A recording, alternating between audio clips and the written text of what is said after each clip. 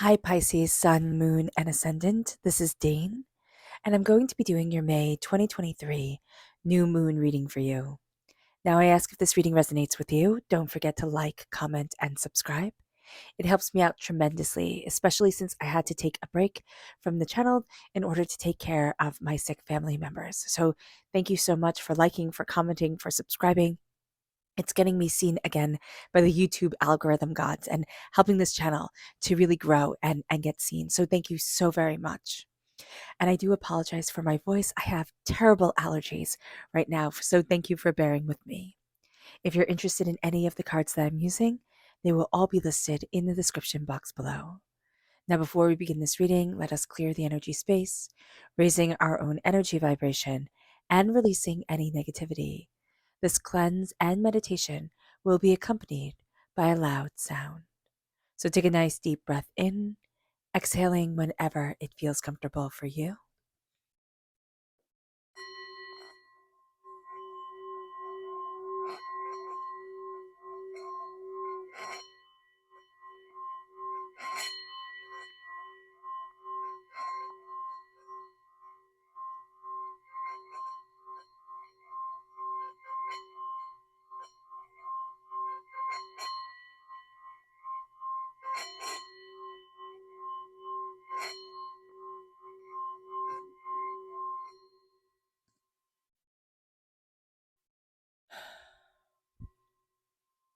Releasing all negativity from the body like storm clouds.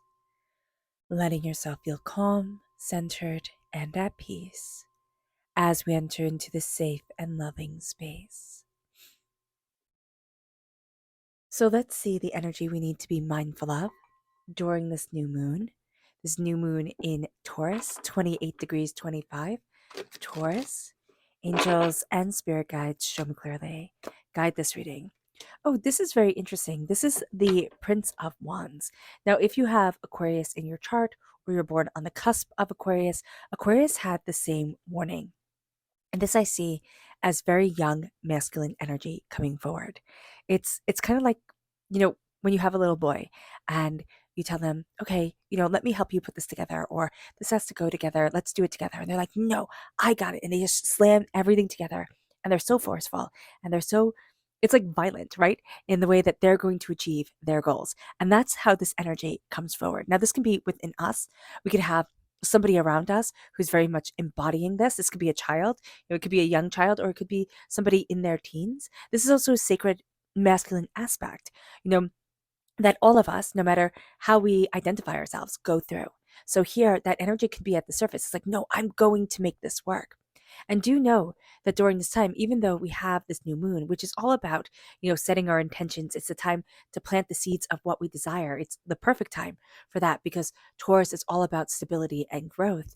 And the energy of the new moon gives us a burst of energy and emotional balance. We also have Mars squared Jupiter, which really helps us to start new projects and take new risks. But we have to be very mindful to choose our fights carefully. And we might just be ready to fight during this time, or be encountering people who, for one reason or another, are just ready to fight. So be aware of that. Let's see what spirit has to say. Angels and spirit guides show me clearly. Guide this reading and show me clearly. And here we have purposeful.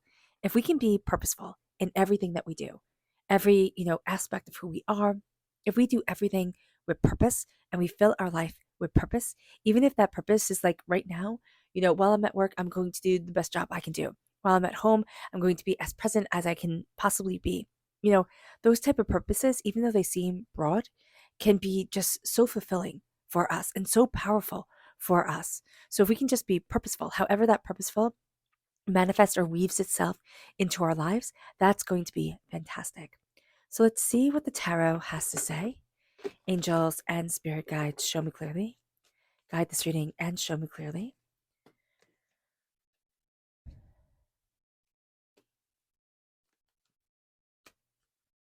Oh, it's very interesting. Okay. So we have the Hermit and the High Priestess reversed. This is not a time when we're really cool with everything being kind of hidden, mysterious, all kind of, you know, cloak and dagger type of thing. We want everything to be at the surface. We really do. We want everything to be able to be looked at, to be able to be seen, to be able to be understood. We have Virgo energy reversed. We can be having a bit of difficulty with Virgo energy during this time. But this can also be Mercury energy, right? Virgo is ruled by Mercury. Mercury is all about communication. Mercury is in Taurus, so we need the grounding of communication, but we're also coming out of Mercury retrograde. We're in the post Mercury retrograde time period. Excuse me, I do apologize. And so this can very well be a time where we're trying to figure out what we want to say and how we want to say it, but we're not turning inward. And this is a time where so much of what we desire is in us. And yet we're not thinking to look there. We're going to look outward. And we want everything to be very clear cut, easy to see, easy to understand. And Spirit's like, oh no, it's going to be in. And it's going to be a little bit more difficult to understand and difficult to unravel than we had thought it would be. The most powerful aspect during this new moon is Jupiter squared Pluto, which brings us to this intensely driven energy. And success and power and influence, those become our driving words. We really see ourselves going for the gold. Astrologers say that this aspect, is the millionaire builder, during this time. And we want this millionaire moon, this millionaire building aspect to stay with us, to build us prosperity and success and bounty. But we have to also be mindful, because as much as this can bring millions of, money, or what we value as much as money, this can also bring crippling debt. So when we have the Ace of Swords coming through, the Ace of Swords is cutting through doubts and fears and negativity. And this is a gift from God's Source Spirit, however you see the divine the universe, to say, this is what I want, this is what I'm going after, and this is where I need to be. So we're going to be seeing a power of our voice coming forward. We're going to see a power of ourselves coming forward. And there's going to be, from this new moon to the next new moon, there's going to be a certain level of clarity, a certain level of insight that pulls us forward in a way that we hadn't imagined we needed, but are going to be very grateful, even though we don't feel like we're taking this, because we don't have that aspect here. We might have it subconsciously, but we don't feel like we're taking this gift. We're being driven by a truth that we see almost like just beyond the horizon, just beyond the horizon. It's almost like that carrot and the stick, or the donkey and the carrot type of thing. We have the carrot on the stick and the donkey moves towards the carrot, but the carrot is always just out of reach. It can be frustrating for us, but we're also going to see that this is a time where we start to build wealth. There's prosperity, there's a sense of connecting with our dreams, but there's also fiddly bits during this time. This isn't going to be a time where all of a sudden our get rich quick schemes work, or we win the lottery and overnight our whole lives are changed. I wish that upon each and every one of us. But this is going to be a little bit more intricate. Here she's making a blanket, right? She's doing something that can take a tremendous amount of time, and it takes a tremendous amount of focus. There's a sense that she's also untangling thoughts and ideas and putting things forward in a way that make more sense to her. And that's going to be what we're doing during this time. We're untangling a lot of things that hadn't made sense, hadn't been seen, hadn't fully been understood by us, and we're going inward, even though that's the last place we want to be. We don't want to sit in quiet meditation with ourselves. Are we going to have to? Yeah, we are. But that's going to be the last thing that we want to do. So here, we can almost feel like the lights aren't on. Like the darkness of the new moon is permeating every single aspect of our lives and what we desired and what we wanted, and we just don't know. And this darkness is actually going to be really important. It's our connection with the universe within us. When poets say, or people say, stardust runs through our veins, it's not just literary license or flowery words. It's the truth. We are all made up of a bit of stardust. And there's a dream, and there's a passion, and there's a desire that comes when we quiet ourselves and turn inward. We're not going to be as flexible. We're not going to be as willing to do this as we are at other times, Pisces. But is it going to be one of the most beneficial things? Yes. And if there's Virgo anywhere in your chart, you're having, excuse me, you're having a bit of difficulty connecting with it. So just be aware of that. Focus on that energy. The High Priestess here, or know where that energy falls in your chart, and be okay with it being a little bit I see it like kind of like scrambled eggs, a little bit kind of all mixed up for a bit, or like or like a puzzle that's all scrambled up, having to, having to sort things out. With the High Priestess reverse, you don't want the veil lifted from your eyes. You want to deal with the right here, the right now. So the esoteric, the deeper meditation, the spiritual, you know, it almost feels like the yada yada. It's like, that's all good. I'll deal with that later. Right now, I'm off to make my millions. Right now, I'm off to be as successful as I can at this time. But the thing is, Pisces, is one of the ways that you are the most successful you can possibly be is through embracing your spiritual self. And that's going to be something that's just a little bit difficult. So do be aware of this. And we're looking at things very much on the surface right now. We don't really want any surprises. We don't want any deeper aspects to come forward. The surface is where we want to be. And the Queen of Wands, which is fire sign energy, Aries, Leo, Sagittarius, we are embracing passion and fire and a new dawn and a new way of moving forward. There's also a sense of us really embracing, which is so funny because this aspect was also in the Aquarius energy, right? The Prince of Wands, that youthful kind of fierce, no matter what, I'm going to do it.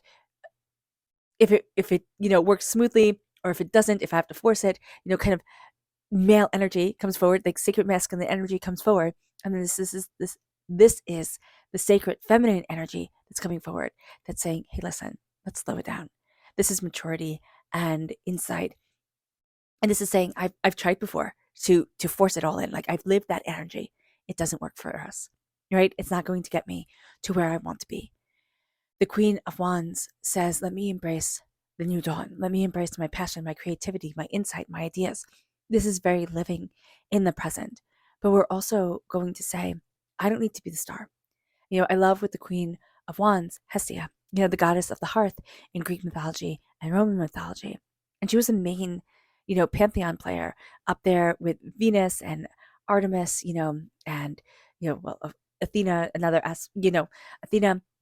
And she was that big player. But they had just finished, the Greek gods had just finished the war against the Titans. And then, because there was an uneven amount of gods and goddesses, there was going to be another war. Nobody wanted to step down. Nobody didn't want to be worshipped and remembered forever. And she said, you know what? I'm done. I'm done fighting. I'm going to step down, and I will be a minor goddess, which in that time was not seen as like this noble act. It was like, okay, you're a bit of a coward type of thing. But she wound up being worshipped as the goddess of the hearth in every single Greek home and every single Roman home. And that is quite an accomplishment, that we remember her now, and that her story rings so true with our morals of today. And so here, it's like, what you're doing might not be seen by those around you. It might not mesh. They might not understand. But as things go out in time, it's going to ring more and more true. As you embrace your passion and what you desire and your fire and your intuition and where you need to be, it's going to build you in a way that is super surprising. It moves us to look at the moon. Angels and spirit guides, show me clearly. Guide this reading and show me clearly. Angels and spirit guides. Angels and spirit guides. Excuse me. Angels and spirit guides, show me clearly. Guide this reading and show me clearly. Angels and spirit guides. So it's very interesting. This moon teaches us a lot. A win-win outcome is forecast. It's reversed because we need self-love to be brought in. That's the clarity that's coming through, a sense of, I'm starting to see me. Pisces, you're starting to see Pisces. And that is powerful. And it will bring balance and a win-win outcome. You're very close to achieving your goals. Do you feel that way? No. Do you understand that you're blossoming into the person that you wanted to be? No, you're not seeing that either. But it's slowly and steadily what you're working towards, even though you don't understand right now that that's what you're doing. It doesn't matter your age. We are so age obsessed.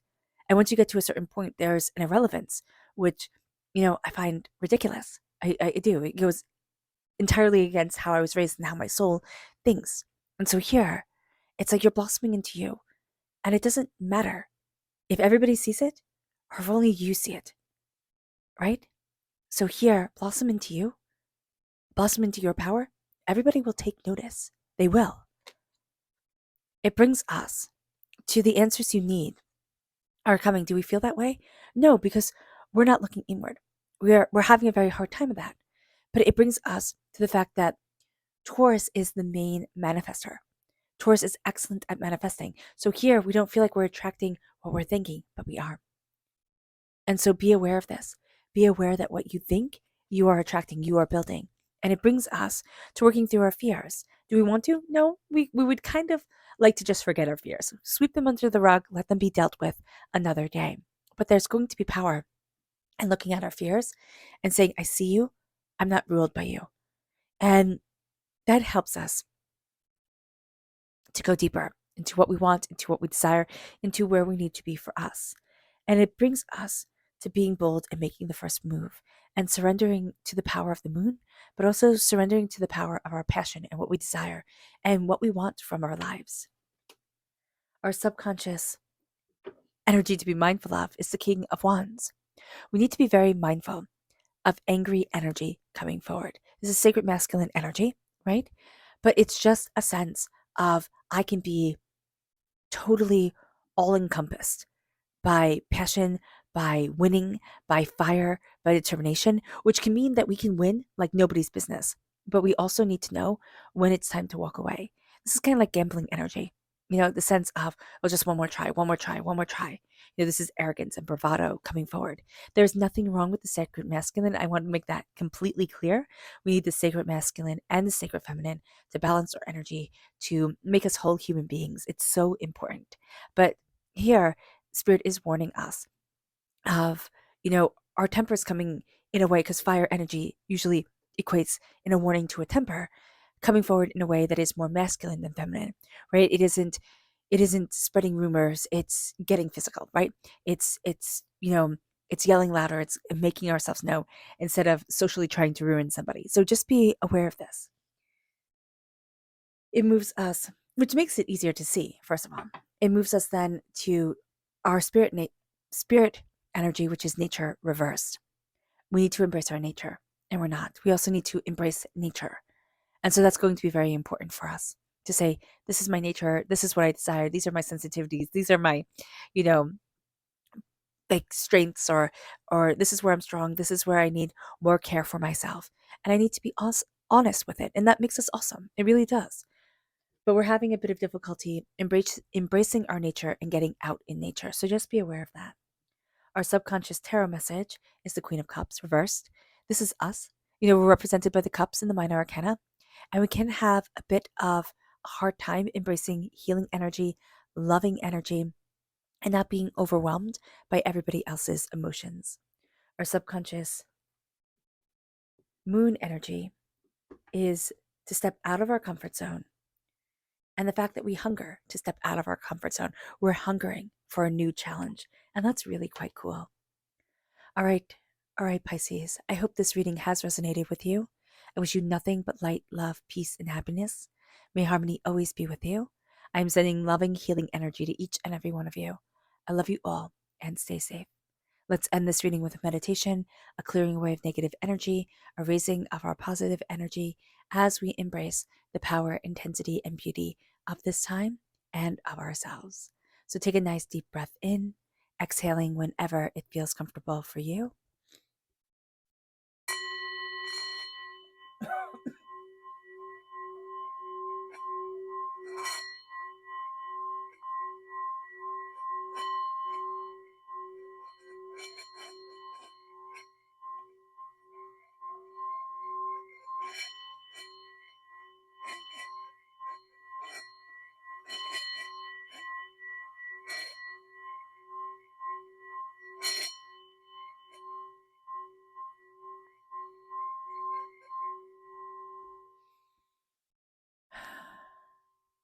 May you move forward in peace and in harmony, Pisces. May blessings and prosperity always be with you. I love you all. Have a blessed moon, and God bless. Bye.